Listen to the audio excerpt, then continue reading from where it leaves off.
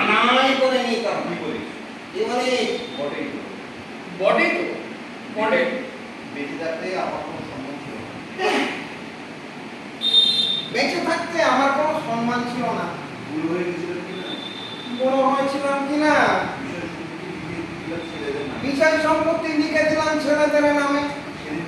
আর সেই দিন থেকেই ছেলে ছোকরা ছেলের বউ মিলে আমাকে দুধ ছাই করতে লাগলো। শেষে একদিন খাবারের করিডোর মিশিয়ে কান্না যাই